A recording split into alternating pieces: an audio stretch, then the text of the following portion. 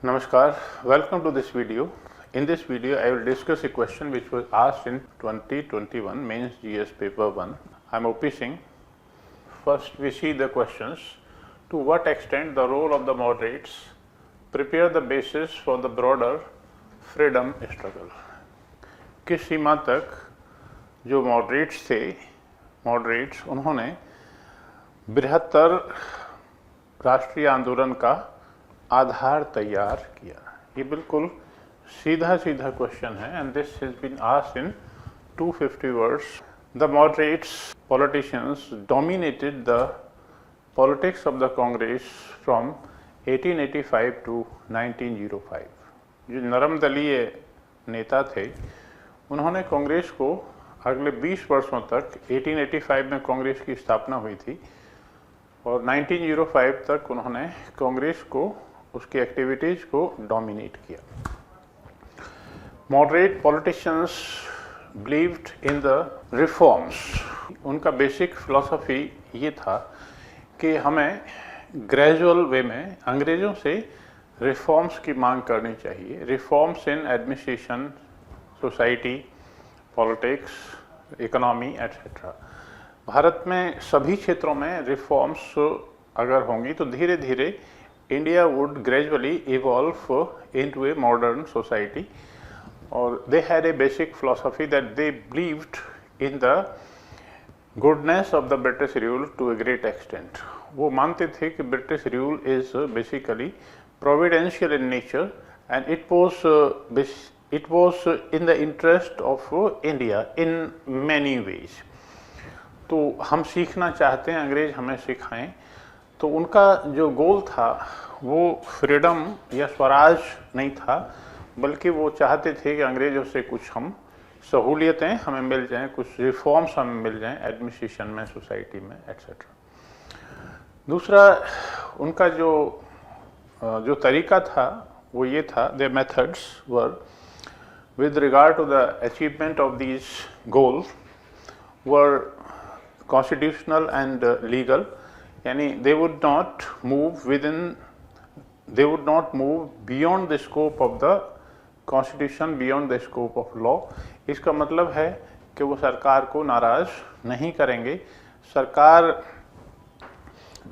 सरकार के खिलाफ कोई ऐसा काम नहीं करेंगे जिससे कि सरकार नाराज हो। इसका मतलब ये भी है कि they dissociated themselves from the common people. आम आदमी से उन्होंने अपने आप को अलग कर लिया था। तो फिर उनका पॉलिटिक्स का मॉडल क्या था? 1885 में कांग्रेस की स्थापना हुई और फिर ये लोग जो कांग्रेस के पॉलिटिशियंस थे, शुरुआत में तो 72 ही थे, उनकी संख्या बढ़ती चली गई।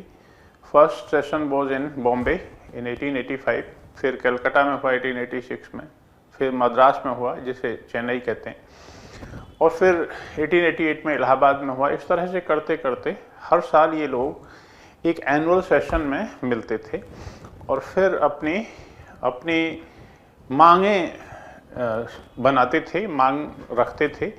And there was a demand charter, एक मांग पत्र फ्रेम किया जाता था and at the end of the session it was placed before the governor और lieutenant governor of that province.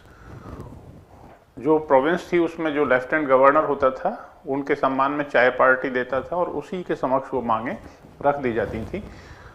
So broadly speaking it was an annual affair. एक ऐसी घटना थी जो वार्षिक होती थी। 3-4 दिन के लिए सब लोग आते थे और इस तरह से डिस्कशन करते थे, डिबेट करते थे, अपनी मांगें रखते थे और गवर्नर के समक्ष वो मांगें रख दी जाती थी। और जब ये लोग अपने घर चले जाते थे then they would involve themselves in their own activities. अपनी क्षेत्रों में जाकर अपनी जो सामान्य इकोनॉमिक सोशल एक्टिविटीज उसमें ये लोग लग जाया करते थे। They did have an association with some news magazine और न्यूज़पेपर और उसमें लेख लिखा करते थे। They were highly intellectual people, intellectual giants and they would make the public opinion in the favor of these demands। and in the meantime का मतलब है कि 2 सेशन के बीच का जो अंतराल था उसमें ये लोग ये लोग सरकार के समक्ष भी ज्ञापन आदि दिया करते थे, जिससे कि जिससे कि अंग्रेज उस पर विचार करें और हमें रिफॉर्म्स मिल जाए। यानी ये कहते थे कि हम आपसे कोई ऐसी चीज़ नहीं मांग रहे अंग्रेज़ों से जो कि वो ना दे सकें, हम तो छोटे छोटे रिफॉर्म्स मांग रहे हैं और वो देना उनकी नैतिक जिम्मेदारी है। We want to work under the guidance of the British, और हम अंग्रेज़ों की मदद से हम ये सब करना चाहते हैं। तो they demanded the reduction in the defence expenditure, they demanded the reduction in the civil expenditure, they demanded the Indianization of the civil services, Indianization of the defense services. They demanded the reduction in the land revenue demand. इस तरह की उनकी मांगें जो थी वो सब रखी जाती थी। No doubt they belong to the highly intellectual background. They were well-known people in their own areas, successful businessmen or successful lawyers. So these people believed that their agenda should be accepted by the British government. वो कहते थे कि हम आपसे ऐसी चीज़ नहीं मांग रहे जो आप नहीं दे सकते, हम वो ऐसी चीज़ें मांग रहे हैं जो आप, यानी ब्रिटिश गवर्नमेंट हमें मना नहीं कर सकती, हमें देना चाहिए, ये हमारा जेन्युइन राइट है। We believe in the efficacy of the British rule, we believe that British rule is good for the country. हम ये कहते हैं कि ब्रिटिश रूल बहुत अच्छा है, हमने बहुत कुछ सीखा है, हम और भी सीखने के लिए तैयार हैं, लेकिन हमें सिखाए तो सही आप, और हम सीखेंगे कैसे?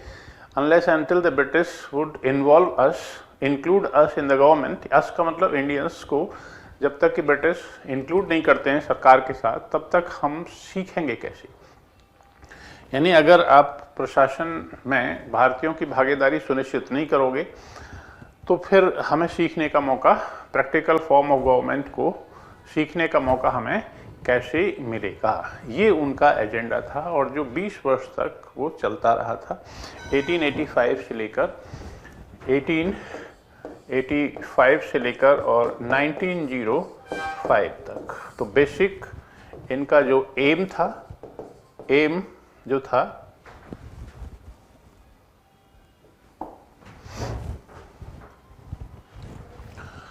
तो इनकी गतिविधि का जो टाइम है वो 1885 से लेकर और 1905 तक था, 20 वर्ष तक।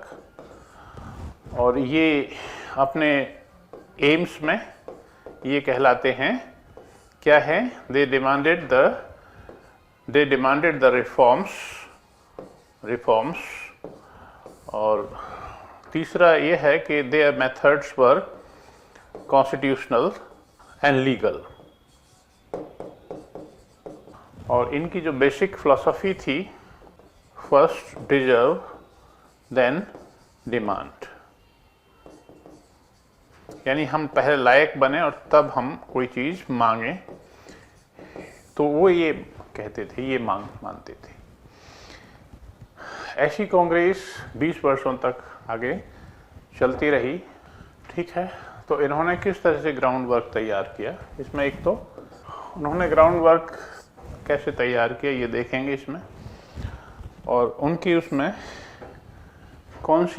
किस सीमा तक किया उन्होंने। Role in the broader freedom struggle. सबसे पहले उन्होंने जो उनका रोल है वो ये है कि उन्होंने पॉलिटिकल अवेयरनेस क्रिएट की। दूसरा ये है कि दे believed in the democratic tendencies, democratic setup, democratic philosophy और कॉन्स्टिट्यूशनल पॉलिटिक्स थी, ये उन्होंने भारत को दिया।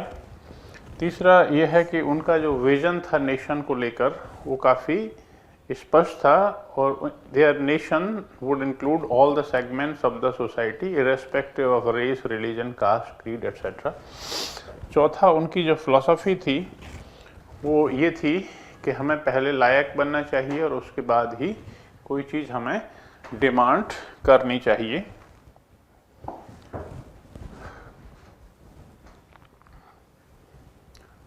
तो जो उन्होंने आगे के लिए जो भी हमारी फ्यूचर जनरेशन्स को दिया, वो सब चीज़ के non violent and peaceful method उन्होंने दी, जो कि आगे महात्मा गांधी ने भी आज़ादी के आंदोलन के दौरान जिसे अडॉप्ट किया था, और ये मानते थे कि यही तरीका है। अब देखिए जो एक्सट्रीमिस्ट लीडर थे तिलक, लाजपत राय, उन्होंने भी वायलेंस की कभी कोई बात नहीं कही थी, और गांधी जी के नेतृत्व में तो नॉन वायलेंट जो मूवमेंट हैं वो चलते ही रहे। Even the home rule movement of Tilak in 1916 was non violent. तो ये मेथड उन्होंने दी जिसके हम उनके लिए ऋणी हैं, आधार तैयार किया। कॉन्स्टिट्यूशनल प्रोसेस को उन्होंने शुरू किया, इनिशिएट किया। द एक्ट ऑफ 1892 उनको खुश करने के लिए सरकार ने पास किया था। देन द रिफॉर्म्स ऑफ 1909 जिसे मॉर्लेमेंटो रिफॉर्म्स कहते हैं, और इसके बाद ये चीज़ आगे चलती रही। ड्रेन थियोरी, स्वदेशी और बाइकॉट, इसका मतलब ये है कि जो इनमें से कुछ बड़े स्कॉलर्स थे जैसे दादा भाई नौरोजी, रोमेश चंद्र दत्त, आर.सी. दत्त थे, जी.वी. जोशी, उन्होंने एक drain theory of wealth the. It was basically the interpretation of the British rule from the perspective of the economy. अंग्रेजों ने भारत को क्या दिया है, तो उन्होंने बताया कि क्योंकि भारत से धन की निकासी हुई है और उसी की वजह से भारत गरीब होता चला गया, और इंग्लैंड यानी ब्रिटेन मजबूत आर्थिक रूप से संपन्न होता चला गया, और भारत की विपन्नता, भारत की गरीबी, भारत के अकाल इसी वजह से हैं। तो ये जो ड्रेन थियरी है ये आगे भी चलती रही, और इसका कारण उन्होंने बताया कि भारत से बहुत सारे रिसोर्सेज जाते हैं। उन रिसोर्सेज को रोकने का एक तरीका ये था कि स्वदेशी और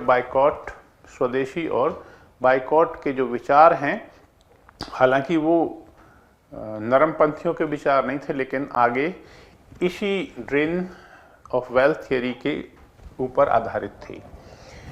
उनकी जो मांग पत्र थी, उनकी मांगों में बहुत सारी मांगें थी। उसमें reduction of the salt duty भी थी, लैंड रेवेन्यू कम करना होता था, आगे डिफेंस और पब्लिक एक्सपेंडिचर, ये सारी मांगें जो थी गांधी जी के द्वारा और अन्य समय पर भी उठाई जाती थी। बारडोली सत्याग्रह 1928 का लैंड रेवेन्यू कम करने के मुद्दे पर था। ऐसे ही कई सत्याग्रह किए गए थे और हमेशा ही गांधी जी ने इन मांगों को उठाया। 1930 में सविनय अवज्ञा आंदोलन इसी आधार पर छेड़ा गया था कि सॉल्ट ड्यूटी बहुत ज़्यादा होती थी, और इसे नमक का सत्याग्रह भी कहते हैं। यहीं से उन्होंने डांडी मार्च शुरू किया था। सोशल रिफॉर्म्स एजेंडा, उनका मानना था कि इंडियन जो लोग हैं उन्हें काफ़ी अवेयर होना पड़ेगा और सभी को अपनी जिम्मेदारी समझनी पड़ेगी। हमें अपने देश, अपने राष्ट्र के समक्ष जो ज्वलंत मुद्दे हैं उन्हें समझना पड़ेगा। तो उन्होंने क्या किया था, जब वो 2 सेशन हो जाते थे, उनके मांग पत्र रखते थे, उन दोनों सेशन के बीच में वो जनता को उनके जो मांगे होती थी उनके बारे में समझाया करते थे। इसे हम कहते हैं पॉलिटिकल एजुकेशन। जनता के समक्ष उन्होंने एक एजेंडा फ्रीडम स्ट्रगल का प्रस्तुत किया और वो आगे भी चलता रहा। उनकी लिमिट्स क्या है, जब उसमें क्वेश्चन लिखा हुआ टू व्हाट एक्सटेंट, तो उसमें लिमिट्स हैं। They fail to change their approach, यानी 1885 से लेकर और 1905 तक उन्हें पता चल गया था कि अंग्रेजों ने उनकी बहुत कम मांगे स्वीकार की हैं, फिर भी वो अपनी उसी अप्रोच को चलाते रहे। उनका जो मूवमेंट था एलिटिस्ट था, नो डाउट एलिटिस्ट नेचर का था। वो अपर क्लासेस थे के लोग थे और आम आदमी से नहीं मिलना चाहते थे, अपने उनकी अलग दुनिया थी। दे वर सक्सेसफुल बिजनेसमैन, इसलिए मासेस को लेकर, आम आदमी को लेकर वो कोई भी ऐसा मूवमेंट ना तो चलाना चाहते थे और ना ही चला पाए, ना ही उनमें चलाने की क्षमता थी। तीसरा, constitutional politics with in the colonial framework. वो ये मानते थे कि हमें कॉन्स्टिट्यूशनल पॉलिटिक्स से ही, यानी संविधान में सुधार करने की जो मांग थी, उसी के रास्ते से हमें आज़ादी मिलेगी, जो कि उनकी सीमित सोच थी। नो डाउट कॉन्स्टिट्यूशनल पॉलिटिक्स को ध्यान में रखते हुए सरकार ने समय समय पर भारत को कॉन्स्टिट्यूशनल डेवलपमेंट का लाभ दिया। जैसे 1919 का एक्ट आ गया, फिर 1935 का एक्ट आ गया। तो हम ये कह सकते हैं कि India kept on constitutionally evolve from time to time. लेकिन फिर भी इसकी अपनी कॉन्स्टिट्यूशनल पॉलिटिक्स की अपनी लिमिटेशंस थी, जो कि जो कि आम आदमी को सूट नहीं करती थी या निचले मध्यम वर्गों के ही मन के निकट नहीं थी, दिल के निकट नहीं थी।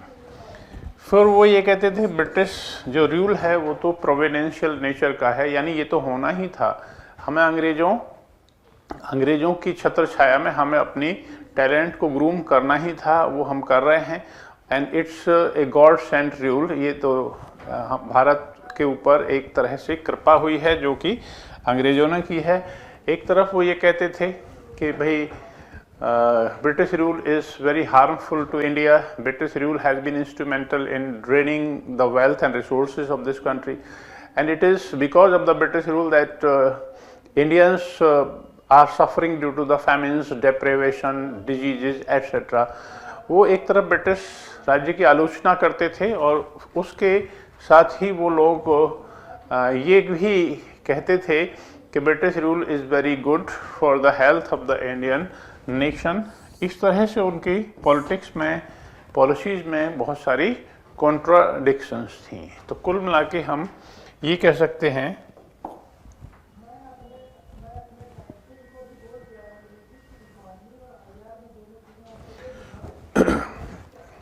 ठीक है, this way we can say that the moderates were no doubt not in the position or in the frame of mind to associate themselves with the common people. They did not like to launch the freedom struggle at the broader level, but within their agenda, within their methods, within their aims and objectives lay the seeds of the further growth. उन्होंने एक platform दिया, they provided a platform on which the moderates along with the extremists came to work out.